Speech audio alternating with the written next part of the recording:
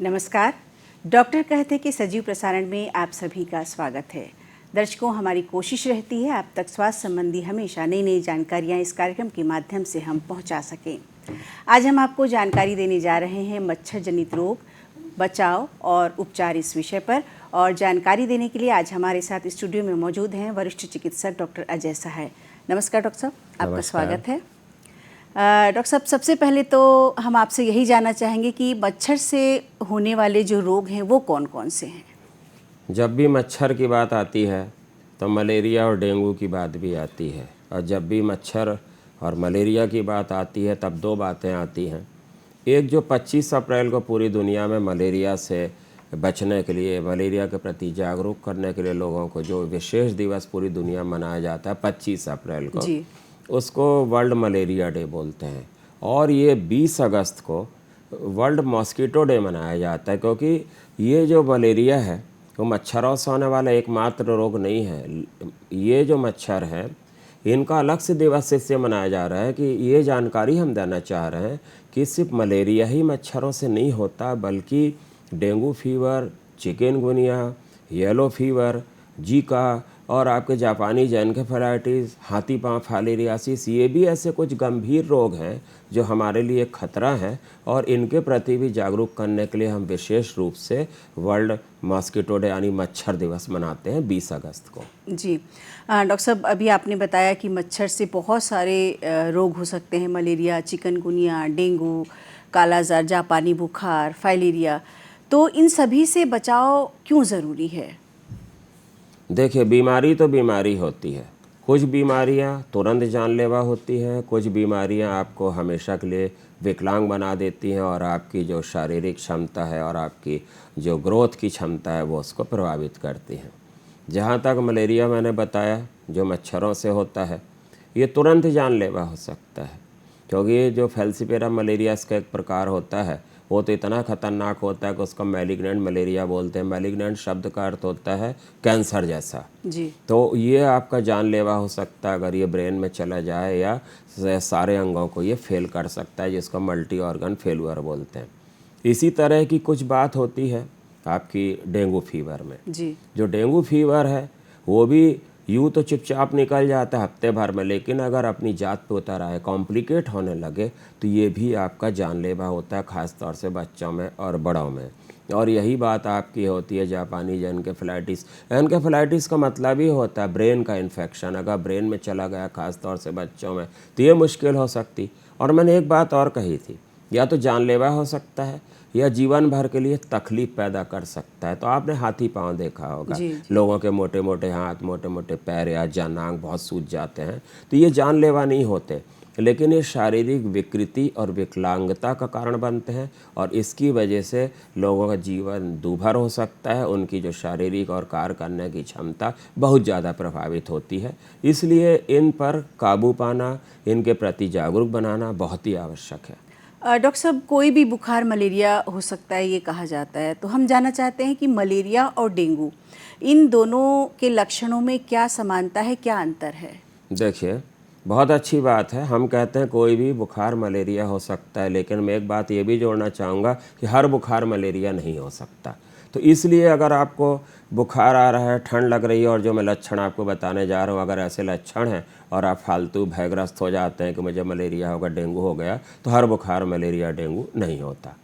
Malaria जो होता है उसकी टिपिकल कुछ अवस्थाएं होती हैं। जी। मरीज को एकदम से अचानक खूब ठंड लगने लगती है, उसके बाद तेज़ बुखार चढ़ता है और 2-3 घंटे तेज़ बुखार रहेगा और पसीना देकर उतर जाएगा। और पसीना भी इतना भयंकर होता है कि पूरे रजाई गद्दे, आपके कंबल, कपड़े और गारमेंट्स अंदर के सब गीले हो जाते हैं, इतना पसीना होता है, और ये मलेरिया उतर जाता है। और ये बात और है कि आज बुखार अगर उतर गया तो एक निश्चित अंतराल के बाद, क्योंकि मलेरिया कई प्रकार का होता है, तो जो वाइवैक्स है उसमें 72 घंटे बाद यानी तीसरे दिन, उसके बाद आपका एक वाइवैक्स होता है तीसरे दिन। जो फैल्सिपेरम होता है उसका कोई पैटर्न नहीं होता, या आपका प्लाज्मोडियम मलेरी जो होता है जो हमारे देश में नहीं, उसमें हर चौथे दिन बुखार आता है। तो क्या होता है कि आज बुखार आया, मरीज को ठंड लगी, लगना बहुत ज़रूरी नहीं है, खूब बुखार आया, हाथ पैर दर्द हुए, शरीर गर्म हुआ, कपकपी हुई और पसीना दे के उतर गया है, तो इसमें हॉट स्टेज, कोल्ड स्टेज और स्वेटिंग स्टेज बोलते हैं, उतर गया और फिर मरीज निश्चिंत हो जाते हैं कि हमारा बुखार उतर गया तो उतर गया। एक आधों ने कोई गोली दे दी बुखार की, पैरासीटामोल टाइप की, फिर पता चला अगले दिन बुखार नहीं आया, फिर अगले दिन आधी रात को आ गया तो उनको लगता कल डॉक्टर के पास जाएंगे, फिर एक आध गोली दी, उतर का, फिर नहीं चढ़ा। तो ऐसे करते करते जो बुखार मलेरिया का था, इसके रिपीटेड अटैक्स आते हैं और ये क्रॉनिक होने लगता है। और जब मरीज डॉक्टर के पास जाता है तब तक बहुत देर हो चुकी होती है, क्योंकि बुखार अपने आप उतर गया तो उसको लगता है मैं ठीक हो गया, सुबह तक वो सब भूल जाता है। जो आपका डेंगू फीवर है, ये भी हफ्ते भर का बुखार होता है, इसमें 3 से 7 दिन, और इसमें कोई ठंड लगना बहुत ज़रूरी नहीं है। इसकी खास बात ये बुखार आया और दूसरा पूरा शरीर में बुरी तरह दर्द, मतलब इतना दर्द ऐसा लगेगा कि हड्डियां टूट रही हैं बोली, इसीलिए इसको ब्रेक बोन फीवर बोलते हैं। और सबसे बड़ा लक्षण है इसका कि आँखों के पीछे सिर में दर्द होना और तेज़ सिर दर्द होना, और जब भी सिर दर्द होगा तो उल्टियाँ बहुत होंगी। तो पेशेंट इस दौर से गुजरता है 5-7 दिन तक और धीरे धीरे बुखार उसका उतरने लगता है और हम बड़े खुश हो जाते हैं बुखार तो उतर गया, लेकिन नहीं, असली खतरा अब शुरू हुआ है। लगभग 7वें दिन अचानक क्या होता है, शरीर में प्लेटलेट कम होने लगती है। और एक चीज़ और है, इसमें रैशेज भी दिख सकते हैं जो मलेरिया में नहीं दिखते, चकत्ते।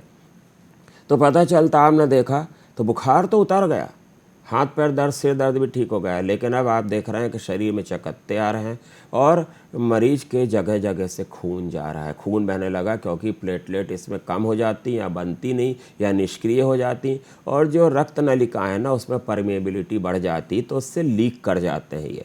तो धीरे से प्लेटलेट कम होने लगी, तो इससे अंदरूनी प्लाज्मा लीकेज हुआ, हेमरेज हुआ, खून की उल्टी, कहीं से भी खून जा सकता, नाक से या स्किन के नीचे।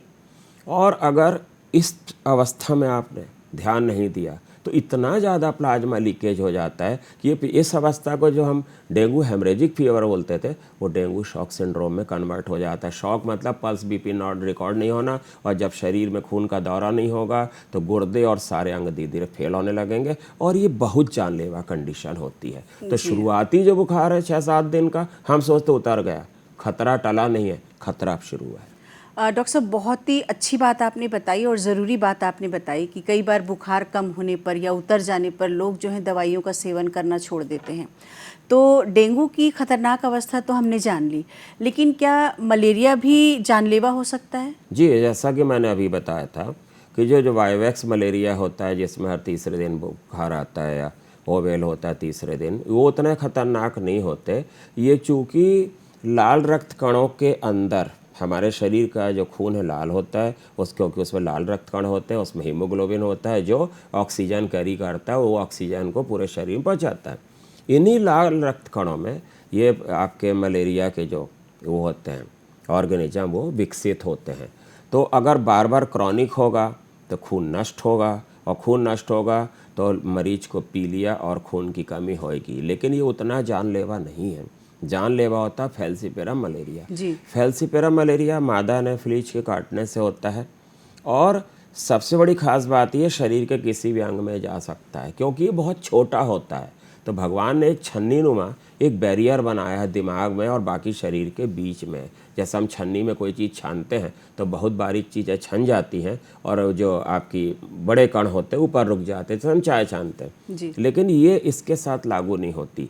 इसके जो प्लाज्मोडियम फैलसीपेरम के जो भी आपके बीमारी पैदा करने वाले जो जीव जंतु हैं, कॉजेटिव ऑर्गेनिजम्स हैं, ये हमारे दिमाग की छन्नी यानी ब्लड ब्रेन बैरियर को क्रॉस करके दिमाग में चले जाते हैं। और अगर ये मलेरिया दिमाग में चला गया तो इसको हम सेरेब्रल मलेरिया बोलते हैं, मस्तिष्क ज्वर जो कुछ लोग आम जनता बोलती है, और ये बहुत ख़तरनाक होता है। और दूसरी फैलसीपेरम के साथ मुश्किल ये है कि आपका अचानक हार्ट और फेफड़ों में भी प्रॉब्लम ला सकता है, तो जिससे रेस्पिरेटरी फेलुअर, कार्डियक फेलुअर, या ये गुर्दों को नुकसान पहुंचा सकता है। तो गुर्दों को नुकसान पहुंचाएगा तो किडनी फेलुअर, या आपकी आंतड़ियों को और आपके पाचन तंत्र को नुकसान पहुंचाएगा तो बहुत ज़्यादा लूज मोशन, वो भी जानलेवा हो सकते हैं। तो फैलसीपेरम मलेरिया जो होता है जो कि बहुत छोटे छोटे प्लाज्मोडियम से होता है, ये बेहद खतरनाक और जानलेवा होता है। समय पर उपचार बहुत ज़रूरी है इन सभी वेक्टर जनित या मच्छर जनित रोगों का। डॉक्टर साहब, अभी हम देख रहे हैं बरसात में बहुत जगह पानी भर जाता है, जगह जगह पानी भर जाता है और इसके कारण मच्छर भी बढ़ते हैं, मच्छरों का प्रकोप भी बढ़ जाता है। तो ये स्वास्थ्य को किस तरीके से नुकसान पहुंचा सकता है? क्या होता है कि मच्छरों का जो ब्रीडिंग सीजन है बरसात में होता है और ये बड़ा फेवरेबल होता है क्योंकि उनको अंडे देने के लिए चाहिए पानी, तो उनको पानी भी मिल रहा है और उनको ज़्यादा ठंड पसंद नहीं है, तो गर्मी भी है, ह्यूमिडिटी भी है, नमी भी है, तो ये उनके प्रजनन के लिए बहुत उपयुक्त है जी। तो जहाँ भी पानी जमा होगा समझ लीजिए मच्छर अपने अंडे देंगे। और मच्छरों का जो जीवन चक्र होता है, पहले अंडे देते हैं पानी में, फिर उसमें लार्वा निकलते हैं, लार्वा से प्यूपा और बाद में मेटामॉर्फोसिस होकर वो मच्छर बन के उड़ जाते हैं और हमारे घरों में प्रवेश कर जाते हैं। तो जो एनाफिलीज मच्छर है उसको साफ़ पानी चाहिए पनपने के लिए और एनाफिलीज मच्छर रात में काटते हैं अंधेरा होने के बाद। क्यूलेक्स मच्छर है वो गंदे पानी में पनपता है। सेप्टिक टैंक कभी खोलिए, नालियों का ढक्कन हटाइए तो आप देखिएगा खूब सारी मच्छरों की पौध भन आ रही है। ये गंदे स्थानों में पनपते हैं, ये भी रात को काटते हैं। सबसे बड़ी हमारी आपकी मुसीबत है ईडीज मच्छर के कारण, जो आपका डेंगू फीवर, चिकनगुनिया, जापानी एनकेफेलाइटिस हुआ, जीका हुआ, येलो फीवर, ये फैलाता है। ये बड़ा ख़तरनाक होता है क्योंकि ये दिन में काटता है। अब आप रात में तो मच्छरदानी लगा के सो सकते हो, घरों के दरवाजे बंद कर सकते, दिन में आप मच्छरदानी लगा के नहीं घूम सकते, मच्छरदानी में रह सकते, और कितना आप बचाव करेंगे। तो ये मुश्किल से पलंग की हाइट तक उड़ पाता है जी। और ये दिखता भी बड़ा मुश्किल से। हाँ ठीक है, ध्यान से देखेंगे तो ये टाइगर मच्छर कहलाता है। इसके पैरों में और शरीर के पंखों में जैसे बाघ होता है ना, ब्लैक एंड वाइट जो पट्टियाँ होती, धारियाँ, टाइगर ऐसी दिखती हैं, लेकिन आम तौर पे बहुत छोटा होता है। ये कब काट के चला गया पता नहीं। आप खड़े हैं, आपके घुटनों के नीचे काटेगा। आप अभी चेयर पे बैठ के काम कर रहे हैं तो अक्सर देखिएगा पीछे कौन इधर एल्बो जॉइंट के पीछे खुजा रहे हैं कुछ लोग, वो एडीज काट के चला गया। वो शोर भी ज़्यादा नहीं करता और मच्छरदानी में भी प्रवेश कर जाता है। और सबसे बड़ी मुसीबत है कि दिन में काटता है ये। यानी कहें कि बारिश का जो मौसम है ये मच्छरों के पनपने का बहुत अच्छा सीजन है और इससे हमें बच के रहना चाहिए। और एडीज के साथ खास बात यह है कि हमारी ह्यूमन कम्युनिटी के पास रहना पसंद करता है। तो हमने जो धोखे से भी अपने कूलर हैं, टायर हैं, गमले हैं, कुछ भी खुले बर्तन हैं, अगर पानी इकट्ठा हो गया तो उसके लिए पर्याप्त है। इवन 1 चम्मच पानी भी एडीज को अंडे देने के लिए पर्याप्त है, जो कि हमारे लिए आगे जानलेवा हो सकता है। जी जी डॉक्टर साहब, हम अपनी चर्चा और भी जारी रखेंगे, लेकिन अभी लेते हैं एक छोटा सा विराम।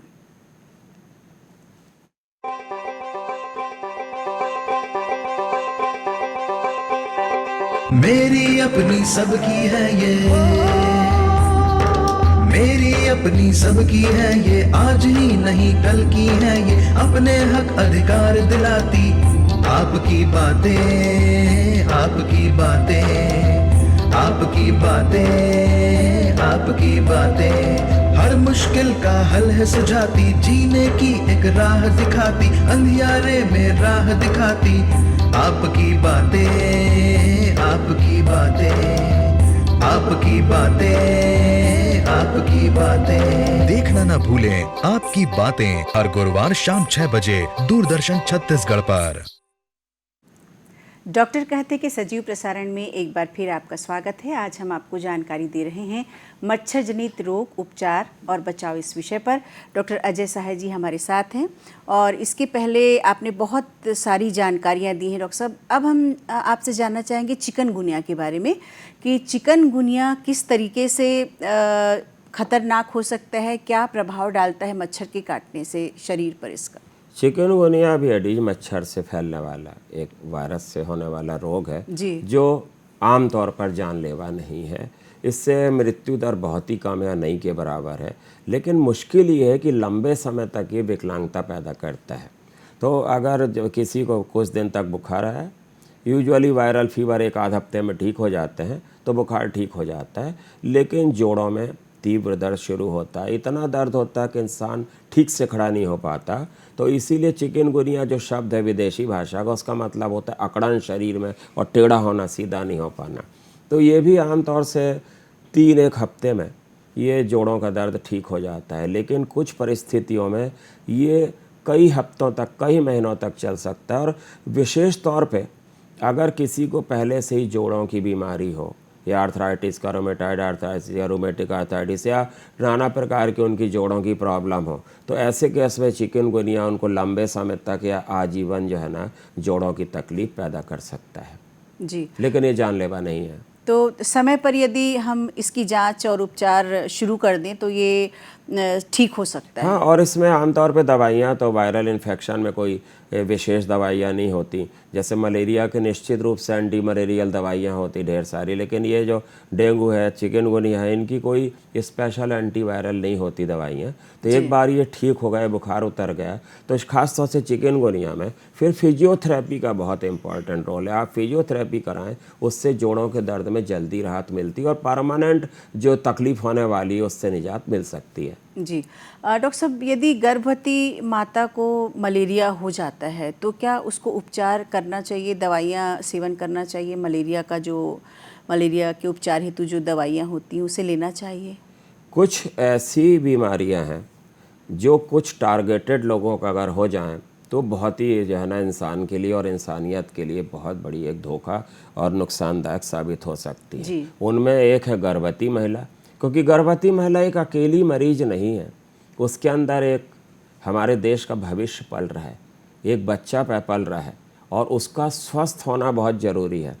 और अगर आपने ज़रा भी इलाज में ढील ढाल की तो गर्भपात भी हो सकता है, या फिर आपका बच्चा समय से पहले पैदा हो सकता है, मानसिक और शारीरिक रूप से वो विकलांग भी हो सकता है। तो ये परेशानियां हैं कि अगर किसी भी गर्भवती महिला कोई भी रोग हो जाए तो उसको बड़ी गंभीरता से और समय पर उसका उपचार होना चाहिए। मलेरिया है, हमको मालूम है अगर फैलसीपेरा मलेरिया है तो ये जानलेवा साबित हो सकता है। तो ऐसे केस में तो आपको दवाई देनी ही पड़ेगी, क्योंकि जब जच्चा ही नहीं रहेगी तो बच्चे का सवाल नहीं है। और जब हम दवाइयों का निर्धारण करते हैं गर्भवती महिला में तो डॉक्टर लोग ये देखते हैं कि कौन सा महीना चल रहा है। जैसे 3 ट्राइमेस्टर होते हैं, 9 महीने में 3-3-3, शुरू में बच्चे का विकास होता है, उसके बाद तो बच्चा बड़ा होता है। तो उस स्टेज के हिसाब से गर्भावस्था की कौन सी फेज है उस हिसाब से सुरक्षित दवाइयाँ दी जाती, लेकिन दवाइयाँ आपको देनी पड़ेंगी, नहीं तो जो इसके कॉम्प्लिकेशन से बच्चा भी मारा जाएगा और माँ की जान को भी खतरा होगा। तो दवाइयाँ देना बहुत ज़रूरी है और वो पूरा इन्वेस्टिगेट करने के बाद ही दी जाती। लेकिन सिर्फ इसलिए कि आपको बुखार है और आप सोच रहे हैं मलेरिया हो सकता है और बिना आप टेस्ट कराए, जांच कराए, अंदाज से अगर आप मलेरिया की दवा दे रहे हैं तो बहुत गलत हो जाएगा। डायग्नोसिस बन जाए, कंफर्म हो जाए, तभी दवाइयाँ देनी है, वो भी डॉक्टर की सलाह के और सुपरविजन में। और डॉक्टर साहब, ऐसे ही बच्चे और बुजुर्गों के लिए हम जानना चाहेंगे कि किस प्रकार से उनका उपचार होना चाहिए। दूसरी जो टारगेटेड जो कम्युनिटी होती है गर्भवती महिलाओं के बाद, वो बच्चे और बुजुर्ग, दोनों ही जो एक्सट्रीम्स ऑफ एज होते हैं, इनमें शरीर की इम्यूनिटी कम होती है। बच्चों में सबसे बड़ी मुश्किल ये है, ये अपनी तकलीफ को बयां नहीं कर पाते और इनका शरीर कमज़ोर है, इम्यूनिटी कम है। और इवन मान लीजिए अगर बहुत ज़्यादा उल्टी हो रही, लूज मोशन हो रहे हैं, तो बीमारी तो छोड़िए, उसके होने वाले जो लक्षण हैं, वॉमिटिंग होना, लूज मोशन होना, बुखार नहीं उतरना, पानी की कमी होना, ये अपने आप में जानलेवा हो सकते हैं। और यही भी लगभग परेशानियां बुजुर्गों के साथ है। बुजुर्ग अपनी तकलीफ को बता तो सकते हैं, वो लोग बताते भी हैं, समझदार होते हैं, लेकिन उनके शरीर की इम्यूनिटी बहुत कम होती, प्रतिरोधक क्षमता। दूसरा, जैसे जैसे एज बढ़ती जाती है ना, तो जो अभी आजकल जो बीमारियां, लाइफ स्टाइल डिसऑर्डर चली हैं, डायबिटीज़, हाई ब्लड प्रेशर, लकवा, आपका जो पैरालिसिस, ब्रेन स्ट्रोक और आर्थराइटिस, ये सब परेशानियाँ बुढ़ापे में आती है जैसे जैसे एज बढ़ती। तो इन परेशानियों के साथ अगर दूसरे इस तरह के भी इन्फेक्शन हो जाएं तो वो तो मुसीबत बन सकते हैं। तो इसीलिए बच्चे, बुजुर्ग और गर्भवती महिलाओं में विशेष सावधानी और इलाज की ज़रूरत होती है। डॉक्टर साहब, जैसे कि मलेरिया है, चिकनगुनिया है, या डेंगू है, या फाइलेरिया है, इन बीमारियों के साथ साथ खान पान मरीजों का कैसा होना चाहिए? किस प्रकार का खान पान उनको रखना चाहिए? हम अक्सर जब भी मिलते हैं तो बीमारियों में खान पान कैसा होना चाहिए, यही हमारी आपकी बात होती रही है। लेकिन वास्तव में खान पान का परहेज और आपकी रेगुलर लाइफ स्टाइल, ये हर किसी को अपनानी चाहिए। हम बीमारी के परिप्रेक्ष्य में क्यों बात करते हैं। और अब आपने सवाल पूछा तो मैं उसका जवाब दूँ। संतुलित भोजन, और आप पानी की कमी मत होने दीजिए, हाइड्रेशन मेंटेन करिए। संतुलित भोजन का मतलब ये है कि जो सुपाच्य हो, जैसे दलिया, खिचड़ी, हरी सब्जियाँ हो जिनमें ज़्यादा नमक मिर्च मसाले ना हो। मलेरिया में उल्टियाँ बहुत होती हैं, डेंगू में खून जा सकता है। अगर आप बहुत ज़्यादा मिर्च मसाला अचार खाते हैं तो पेट से ब्लीडिंग हो सकती है क्योंकि प्लेटलेट कम होती हैं। तो ऐसा भोजन लें सुपाच्य। कई बार लोग बोलते हैं कि हम नॉनवेज के बिना हम नहीं रह सकते, तो हम बोलते हैं ठीक है, बिना नमक मिर्च का अपना टेस्ट चेंज करने के लिए आप थोड़ा बहुत, जैसे फ़िश बड़ी लाभदायक है, वो आप ले सकते हैं। फिर हम लोग कहते हैं कि आप पानी की कमी को और लवणों की कमी को बना कर रखें, तो उसमें जो ओरल आपके रिहाइड्रेशन सॉल्ट होते हैं वो आप ले सकते हैं। नहीं, सबसे अच्छी बात है दूध ले लें, आप छाछ ले लें, और जो शोरबा होता है, सूप होता है, नारियल पानी, इनको ले सकते हैं। बस एक चीज़ देख लें, अगर आप फ्रूट्स लेते हैं, आप फ्रूट जूस के बड़े शौकीन हैं, वैसे तो किसी को भी हम लोग बोलते हैं फ्रूट्स मत खाओ, पूरा फल खाओ, उससे पेट भी भरेगा, पेट की सफाई भी होगी क्योंकि उसमें रफेज होता है, फाइबर्स होते हैं। लेकिन अगर आप जूस भी लेना चाहते हैं तो जो लोग डायबिटीज़ से ग्रस्त हैं तो उनको मीठे जो जूस हैं वो अवॉइड करना होगा। और जो बाज़ार में मिलने वाले कार्बोनेटेड ड्रिंक्स हैं और बहुत सारे पेय पदार्थ हैं, मीठे हैं, ठंडे, उनसे बचना चाहिए। जो बाजारू जो मिलते हैं हमको बोतलों में पैक्ड, उनको अवॉइड करना। आप हरी सब्जियों का सूप लीजिए, नारियल पानी लीजिए, पानी लीजिए, दूध लीजिए, दही लीजिए, अगर आपको अच्छा लगता है तो, सूट होता है तो। जी डॉक्टर साहब, मच्छर जनित जो रोग हैं उनके रोकथाम के लिए नगर निगम और साथ ही व्यक्तिगत रूप से और हम स्वास्थ्य विभाग की क्या भूमिका होनी चाहिए आपके विचार से? देखिए, मच्छर एक दिखने में बहुत ही छोटा जंतु है और दुनिया में हर धर्म के लोग सबसे ज़्यादा उसी को मारते हैं। जो लोग बोलते हैं हम जीव हत्या नहीं करते, वो भी मारते हैं, मैंने ऐसा देखा। तो और आपको मच्छरों की पैदावार से लेके इंसान की मच्छरदानी के अंदर घुसने तक मच्छरों को रोकने के उपाय करने होंगे। पैदावार आप कैसे बंद कर सकते हैं? पानी के स्रोतों को बंद करिए। हफ्ते में एक बार ड्राई डे मनाइए, ड्राई डे, सूखा दिवस। पूरे आपके कूलर और बर्तन साफ सुखा दीजिए, साफ कर दीजिए, धो दीजिए। उसके बाद जब मच्छर पैदा ही नहीं होंगे तो मामला वहीं पर रुक जाता है, क्योंकि 1 चम्मच पानी भी एडीज मच्छर के प्रजनन के लिए पर्याप्त है, अंडे देने के लिए। अब उससे जो मच्छर निकले, अब वो सीधे आएंगे सड़क पर। सड़क पर फॉगिंग करना और छिड़काव करना, नालियों की साफ़ सफाई करना, ये काम होता है नगर निगम का और शासन का। एक आम जनता, हम और आप सड़कों की सफाई या फॉगिंग नहीं कर सकते। अब हमारी जिम्मेदारी कहाँ होती है? व्यक्तिगत घर के अंदर मच्छर ना प्रवेश करें, तो उसके लिए जालीदार दरवाजे हों, आप अंदर में मच्छरदानी लगाकर सोएं। आजकल मेडिकेटेड मच्छरदानियाँ आ गई हैं और आप रिपेलेंट लगा सकते हैं। कुछ आपके क्रीम आते हैं और अगर एलर्जी नहीं है तो कुछ आपके जो ऑल आउट और ये जो लिक्विड्स आते हैं, टिकी आती, वो लगा सकते हैं। और तेल लगा सकते हैं, और आपने देखा होगा गांव में शाम को लोग उपले जलाते हैं, तो उससे भी मच्छर भागते हैं। और एक बात हमेशा उठती, एडीज मच्छर से हम कैसे बचें? तो उसके लिए सबसे बढ़िया टिप है, आप पूरी बाहों के कपड़े पहने। तो अगर आपके कपड़े कवर्ड हैं तो मच्छर आपको लगभग नहीं काट पाएगा, और उसके काटने की जो लिमिट है 2-2.5 फुट तक होती है। तो इस बात का ख्याल रखें। पहनावा भी बहुत इम्पोर्टेंट है मच्छरों के काटने के प्रकोप से बचने के लिए। तो डॉक्टर साहब, जाते जाते हमारे दर्शकों को क्या संदेश देना चाहेंगे ताकि वो मच्छर से होने वाले रोगों से बच सकें? आपने सावधानियों के बारे में तो बता दिया, लेकिन संदेश हम चाहेंगे हमारे दर्शकों के लिए आपकी ओर से। विश्व मच्छर दिवस, वर्ल्ड मॉस्किटो डे, इसीलिए मनाया जा रहा है कि मच्छर भले ही छोटा सा एक जंतु है, लेकिन हमारे लिए जानलेवा है।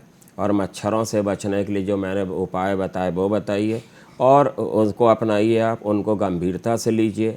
और दूसरा, अगर आपको कभी भी बुखार आ रहा है और आप उसको वायरल फीवर सोचकर इग्नोर कर रहे हैं तो ऐसा मत करिए। एक आध बार अगर आप डॉक्टर के पास नहीं जा पा रहे हैं तो मत जाइए, कोई बात नहीं। लेकिन जैसे ही अवसर मिले और आपको बुखार आ रहा है, बार बार आ रहा है, या आपको ठंड लेके आ रहा है, मलेरिया के लक्षण कपकपी के साथ आ रहा है, या बहुत ज़्यादा सिर दर्द हो रहा है, बहुत ज़्यादा उल्टियाँ हो रही हैं, या कन्वल्शन आ रहे हैं, एबनॉर्मल बिहेवियर आ रहे हैं, पेशेंट अचेत है, या कहीं शरीर से खून जा रहा है, ये मलेरिया डेंगू के लक्षण हो सकते हैं। जितनी जल्दी से जल्दी हो सके पास के आप विशेषज्ञ के पास जाकर अपनी जांच करवाएं, इलाज करवाएं। और एक चीज़ याद रखिए कि किसी व्यक्ति को मलेरिया है या डेंगू है तो ये सिर्फ उसकी ही सिर दर्द नहीं है, वो पूरे समाज का सिर दर्द है। क्यों? बीमार व्यक्ति है, वो ठीक होगा या ठीक नहीं हुआ एक अलग मुद्दा है, लेकिन जिस मच्छर ने उसको काटा वो भी संक्रमित हो गया, और वो मच्छर जब परिवार के दूसरों सदस्यों को काटेगा तो दूसरों के लिए भी और समाज के लिए और सोसाइटी के लिए सब जगह खतरा बन सकता है। तो मच्छरों से बचाव सिर्फ मरीज की ही जबकि तक सीमित नहीं होना चाहिए, पूरे परिवार पूरे समाज को भी मच्छरों से सामूहिक प्रयास से हमको बचाना होगा। बहुत अच्छी और महत्वपूर्ण आपने जानकारी दी डॉक्टर साहब, आपका बहुत बहुत धन्यवाद। और दर्शकों, हम उम्मीद करते हैं कि आज हमने जो आपको जानकारी दी है उसका लाभ आप अवश्य उठाएंगे। अगले कार्यक्रम में फिर मिलेंगे। नमस्कार।